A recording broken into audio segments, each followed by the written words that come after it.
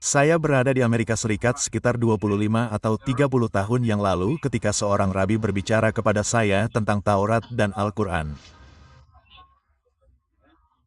Ia mengatakan kepada saya bahwa Al-Quran turun dari sisi gunung yang lain bersama Taurat.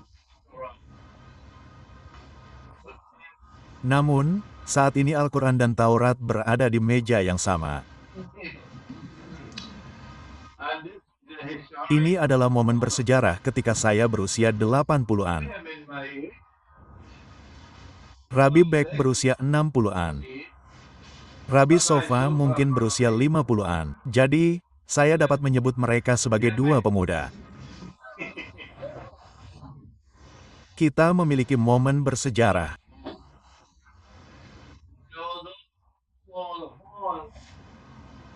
Meskipun aulanya kecil, kami berharap rekaman ini dapat direkam dengan mikrofon karena akan ada 100.000 keluhan ketika ceramah ini ditayangkan di internet. Semua orang akan mengeluh tentang audionya. Tunggu dan lihat saja. Kita seharusnya memiliki mikrofon dengan klip di sini. Oke. Bagi saya, Anda dapat mengeklik ini dan memberikannya kepada pembicara berikutnya ketika mereka berbicara. Ini seharusnya sudah dilakukan. Ya.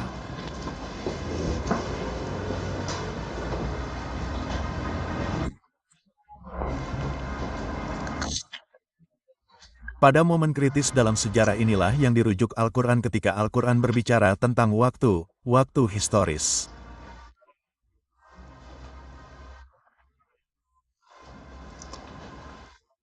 Dan Allah berfirman, rezim adalah kita.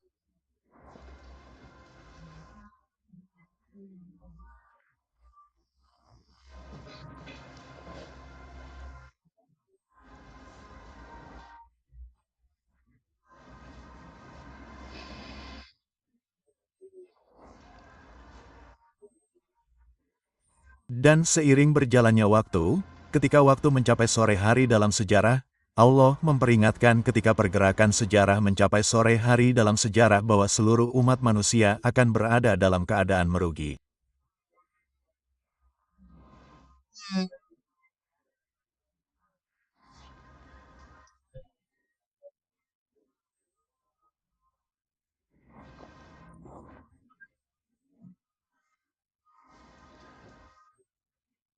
Jadi sementara kita memiliki sejarah politik yang penting, sejarah budaya, sejarah sosial, kita telah diingatkan dengan sangat indah oleh Rabi Sofa yang berasal dari Irak dan kita telah mendapatkan pengenalan tentang apa itu Yudaisme yang dilakukan oleh Rabi Beck.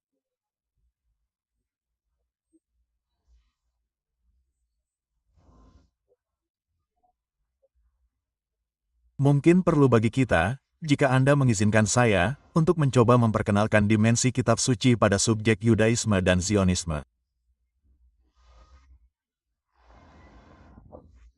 Dan dalam waktu terbatas yang saya miliki, mungkin kita dapat mengadakan sesi tanya-jawab nanti di mana kita dapat memperluasnya. Saya ingin membawa Anda dengan cepat, maafkan saya, ke beberapa bagian Al-Quran yang relevan dengan subjek Zionisme. Dan ada beberapa dari Anda yang mungkin sudah menyadarinya tetapi mungkin para rabi tidak, tetapi mereka tampaknya adalah orang-orang yang sangat terpelajar di sini, para pemuda tentu saja.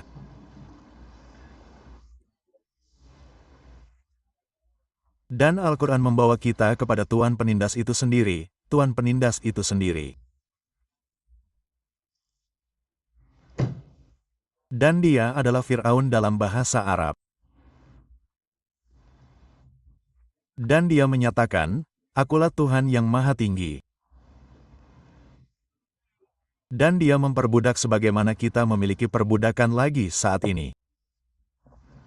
Bukan perbudakan legal, perbudakan de facto. Itulah sebabnya pemerintah Inggris menghadapi semua migrasi ekonomi ini. Dan dia tidak hanya memperbudak, dia menindas, dia menghentakkan kakinya pada mereka di Mesir.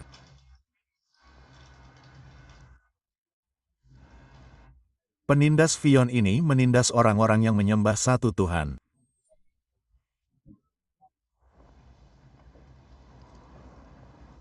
Dan itu terjadi lagi saat ini.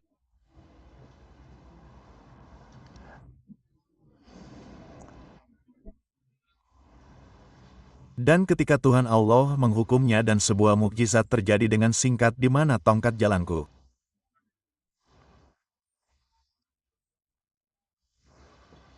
Di suatu tempat di sekitar sana. Pukul air. Netanyahu, apakah kamu mendengarkan?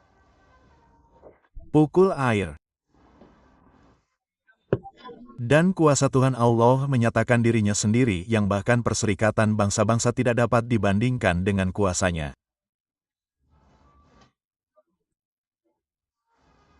Dan air terbelah dan Fir'aun tenggelam, sementara orang-orang Israel saat ini disebut orang Yahudi.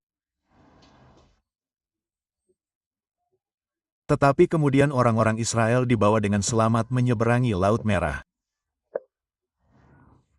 Jadi ketika Fir'aun tenggelam, dia menyadari bahwa dia bukanlah Tuhan. Dan suatu hari Netanyahu juga akan menyadari bahwa dia bukanlah Tuhan. Angkatan bersenjata Israel sudah menyadari hal itu, tetapi pemerintah tidak.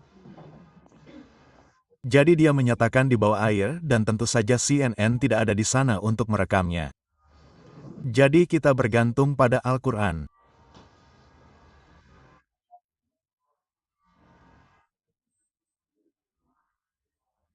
Allah berbicara dan berkata, dan sekarang Fir'aun dan sebelum ini kamu adalah orang-orang yang sombong dan menolak.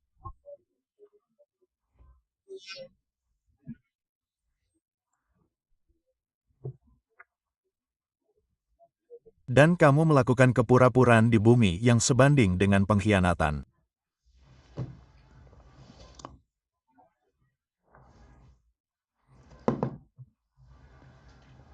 Dan kemudian dia mengumumkan, dan ini adalah sejarah hari ini, kita akan melestarikan tubuh fisikmu, tubuh fisikmu.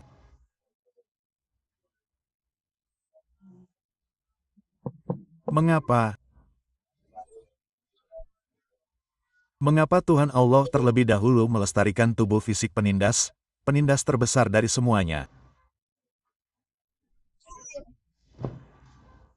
Karena masih ada sejarah yang akan datang. Dan apa yang sedang dilakukan hari ini relevan untuk sejarah yang akan datang. Mengapa? Mengapa saya melakukan ini?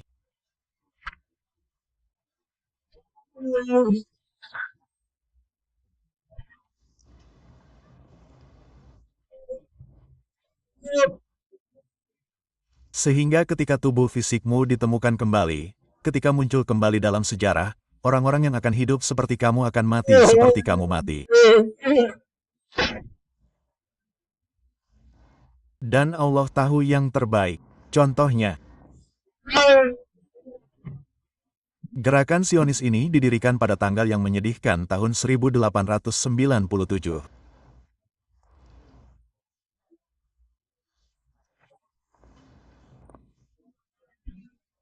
Dan gerakan Zionis didirikan pada waktu yang hampir bersamaan. Jadi sekarang kita menyaksikan kembalinya Fir'aun. Apakah Anda mendengarkan? Ini adalah Al-Quran yang berbicara. Jadi apa yang terjadi sekarang di Gaza akan berakhir seperti yang berakhir di Laut Merah. Tapi itu tidak semuanya ada di Al-Quran. Kita harus menantikan penindasan yang tiada henti. Seorang penindas menghentakkan kakinya yang berdarah pada orang-orang. Seorang penindas memperbudak umat manusia. Memperbudak orang-orang dengan sistem moneter palsu dan sistem perbankan palsunya tanpa rasa malu. Tapi ada lebih banyak lagi di Al-Quran tentang apa yang terjadi pada Zionis.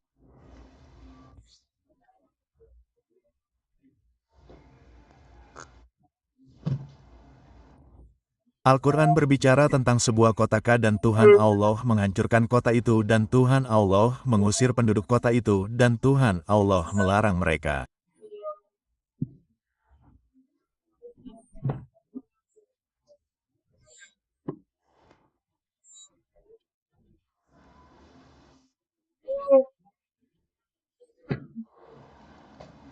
Mereka tidak akan pernah bisa kembali untuk mengklaim kembali kota itu sebagai milik mereka sampai tiba saatnya di penghujung sejarah ketika seluruh umat manusia akan berada dalam keadaan merugi.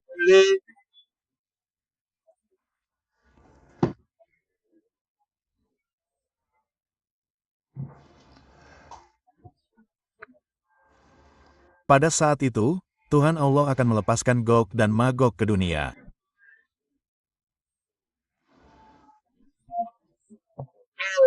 Dan saya tidak akan meninggalkan ruangan ini hari ini sampai Rabbi Beck dan Rabbi Sofa menjelaskan kepada kita tentang Gog dan Magog dalam ilmu usul Yahudi.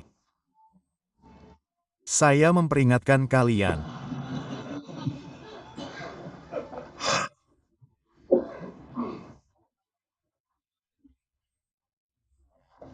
Orang-orang Yahudi sampai dilepaskan. Dan ketika mereka dilepaskan, sesuatu hanya akan terjadi sekali dalam sejarah. Hanya sekali dalam sejarah. Apakah kalian mendengarnya?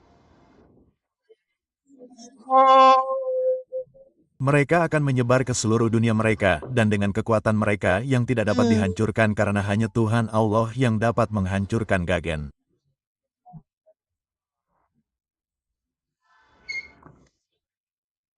Mereka akan mengambil alih kekuasaan di dunia, dan kemudian mereka akan membawa orang-orang ini kembali ke kota itu untuk merebutnya kembali sebagai milik mereka.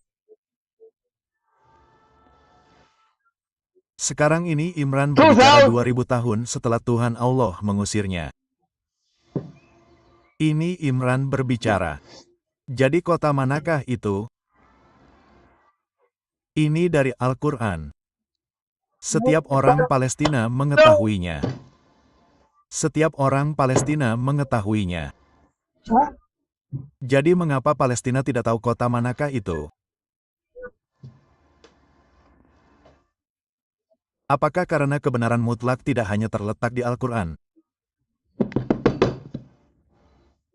Apakah karena kebenaran mutlak juga terletak di hadits? Apakah karena kebenaran mutlak juga terletak di hadits? Dari mana kalian mendapatkan omong kosong itu? Kebenaran mutlak hanya ada di dalam Al-Quran. Jadi kota manakah itu? Jawab. Mengapa kamu tidak pergi kepada Nabi Muhammad? Semoga Allah melimpahkan berkahnya kepadanya. Biarkan dia menjawab pertanyaan itu. Jika dia menjawab, mereka harus diam.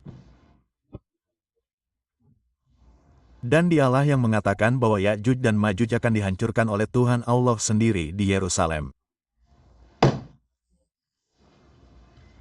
Jika kamu tidak mengetahuinya sebelumnya, Muhammad, semoga Allah melimpahkan berkahnya kepadanya hari ini memberitahu kamu.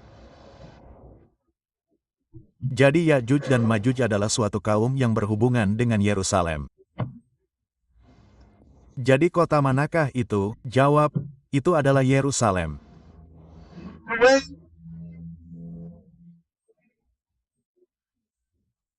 Jadi ketika kamu melihat orang-orang Israel dibawa kembali ke Yerusalem, orang-orang Yahudi dibawa kembali ke Yerusalem untuk mengklaimnya kembali sebagai milik mereka 2000 tahun setelah mereka diusir dan dilarang. Tetapi mereka tidak akan pernah bisa kembali.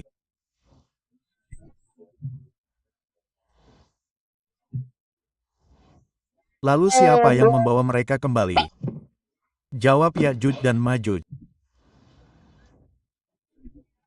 Jadi Ya'juj dan Ma'juj adalah mereka yang menguasai kekuasaan dalam peradaban barat modern.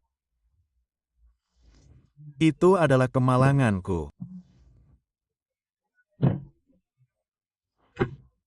Sungguh malang nasibku sebagai seorang ulama Islam, bahwa aku menjadi satu-satunya suara selama 30 tahun terakhir dan mereka tidak punya tanggapan lain selain menutup pintu masjid untukku.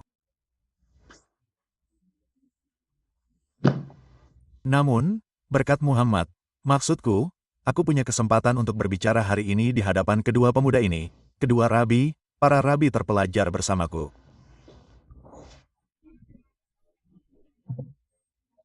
Jadi, Tuhan dan Magog adalah mereka yang mengendalikan kekuasaan di dunia barat modern dan yang terobsesi, itulah kata yang tepat, obsesi terhadap tanah suci.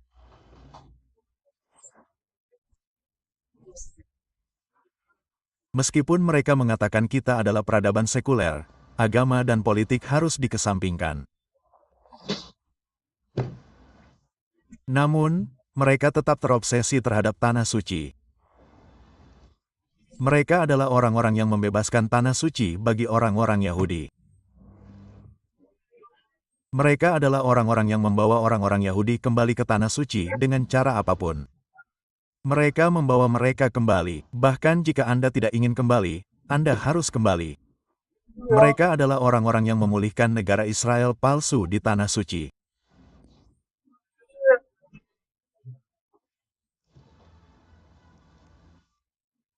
Dan merekalah yang kini mengantarkan Pax Judea palsu untuk menggantikan Pax Americana palsu yang menggantikan Pax Britannica palsu yang menggantikan Pax Americana palsu.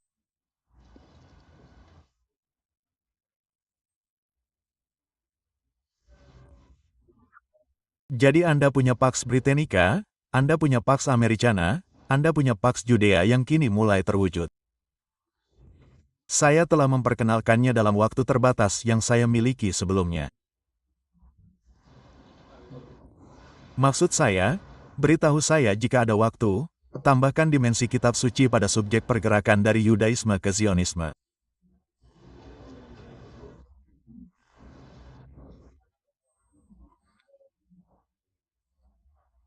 Dan saya yakin dunia Islam yang akan mendengarkan ceramah ini hari ini akan menyambut baik Rabbi Beck dan Rabbi Sofa yang menjelaskan kepada kita sesuatu tentang eskatologi Yahudi yang menjelaskan fenomena Zionisme. Terima kasih.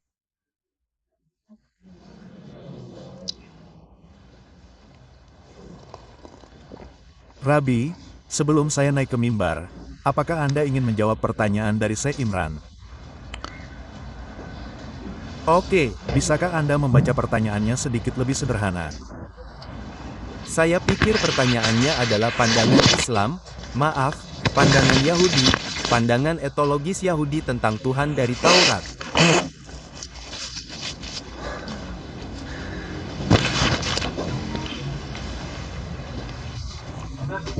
Saya bukan seorang misionaris dan saya khawatir kata-kata saya akan bertentangan dengan Islam, tetapi saya ditanya pertanyaan yang ingin saya jawab. Yaitu kami percaya bahwa dunia akan menjadi dunia spiritual yang lebih baik di wilayah Mesias seperti yang saya jelaskan. Mesias bukanlah seorang komandan militer, melainkan seorang pemimpin yang akan menyatukan seluruh dunia dan berusaha untuk melayani satu Tuhan. Semua bangsa, bahkan Cina, yang merupakan negara-negara kafir, dan India, yang tidak percaya kepada Tuhan, mereka tidak percaya pada apapun. Mereka akan dimobilisasi untuk melayani Allah dan menyembah Tuhan. Dari seluruh alam semesta, akan melayani satu Tuhan. Kita semua akan menjadi saudara dan saudari. Tidak akan ada perbedaan lagi. Pada saat itu, dunia akan memasuki era spiritual. Bahkan binatang, yang sekarang memiliki sifat untuk saling membunuh, mereka tidak akan tertarik untuk membunuh, karena dunia akan menjadi sangat spiritual. Orang tidak akan mengejar uang, emas, atau berlian. Semua orang akan sibuk. Biarkan saya sendiri. Saya ingin menjadi dekat dengan Allah. Itulah masa era Mesias.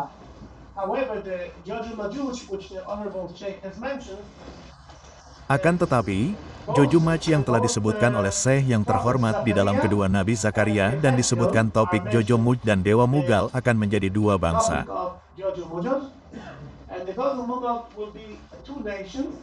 Saya tidak ingin mengatakan bangsa mana saja itu karena salah seorang rabi yang hidup sekitar 200 tahun yang lalu mengenali kedua bangsa ini. Siapa yang anjing dan siapa yang muk. Itu adalah dua bangsa di dunia yang tidak akan menerima bahwa dunia harus mengabdi kepada satu Tuhan. Mereka ingin menghancurkan hal ini, bahwa dunia datang kepada spiritualisme. Dunia datang hanya untuk mengabdi kepada Allah. Orang-orang menjadi lebih suci, orang-orang menjadi lebih tunduk kepada Tuhan. Dan tidak ada lagi peperangan, tidak ada lagi pertumpahan darah. Tuhan yang bergerak tidak akan menerima era ini, masa yang hebat ini. Jadi mereka akan datang untuk berperang di Yerusalem melawan Mesias dan melawan semua orang yang menerima kerajaan Tuhan dan kemudian mereka akan dihancurkan. Itu tertulis dalam Zakharia. Sungguh luar biasa bahwa guncangan itu bertanya kepada saya hari ini. Saya baru saja membaca tentangnya kemarin. Saya mempelajari konsep ini kemarin secara mendalam dan saya bahkan tidak tahu bahwa Allah mempersiapkan saya untuk bertanya dan menjawab pertanyaan tentang guncangan hebat ini. Ya, orang beriman yang hebat ini, dan itu dari sudut pandang orang Yahudi. Akan ada dua bangsa yang kejam yang akan datang untuk melawan Allah di Yerusalem, dan Allah, insya Allah, akan menghancurkan mereka. Dan semua bangsa akan kembali lagi untuk bersatu untuk berpikir tentang bagaimana cara yang adil untuk melayani satu Tuhan. Tidak akan ada lagi pemikiran tentang materialisme. Bukan untuk mencoba tetapi kemakmuran akan ada di dunia. Seperti emas sampah. Tidak akan seperti kami yang akan datang dan memberi Anda 1 kilo emas. Jadi buang saja dan taruh saja di tempat sampah. Saya tidak tertarik. Saya tertarik untuk melayani Allah. Dan itu akan menjadi saat yang luar biasa bagi seluruh alam semesta. Dan itulah yang kami orang Yahudi sejati cari. Kami tentu saja tidak pernah mencari apa, untuk berdiri tegak, untuk mencuri tanah yang bukan milik kami. Palestina itu bukan milik kita. Mengapa? Karena dosa kita. Kita telah diusir dari Palestina. Saya akan mengatakannya dalam bahasa Arab, bahwa orang Palestina yang hebat ini akan mengerti. Karena dosa-dosa kita mengakui dosa-dosa kita. Kita menyesali dosa-dosa kita yang menyebabkan pengusiran ini, yang menyebabkan pengasingan ini. Dan kita hanya menunggu hari ini bahwa kita akan berdiri bersama dengan semua bangsa yang melayani Tuhan dengan bebas tanpa masalah. Jadi, untuk menyelesaikan pertanyaan itu, Rabi, maaf jika saya tidak menjawab. Jadi dari Taurat Anda memberitahu kami bahwa itu pertanyaan untuk Anda. Anda memberitahu kami bahwa Gog dan Magog belum datang. Ya. Di tanah ini, di bumi ini, itu sudah dimulai. Itu sudah dimulai. Gog memiliki agen di mana-mana. Benar. Itu sudah dimulai. Ada persiapan untuk pergi. Tidak akan ada perang. Itu hanya seorang komandan yang akan berkata, oke, besok kita hanya harus membayar perang. Dia memiliki agen-agennya dari Al-Sipenim. Agen-agennya sedang mempersiapkan di mana-mana, di seluruh dunia, untuk pemberontakan besar melawan Allah ini. Itulah itu dan itu akan menjadi waktu di mana perang Gog akan dimulai secara resmi. Namun, persiapannya sangat besar untuk itu. Persiapan untuk menghancurkan semua jenis agama yang percaya kepada Tuhan. Mereka harus tahu siapapun yang melakukannya, ya, di dunia, di sini, di Inggris, di Amerika, di Palestina adalah wakil dari militer Gog. Gerakan itu adalah militer yang akan berperang melawan orang-orang percaya pada waktu yang tepat, ketika Mesias akan datang. Namun sebelum itu, dia memiliki persiapannya sendiri yang akan melakukan perang ini. Perang ini tidak akan sesederhana itu, oke. Jadi jika saya dapat memahami dengan benar, dan Moget itu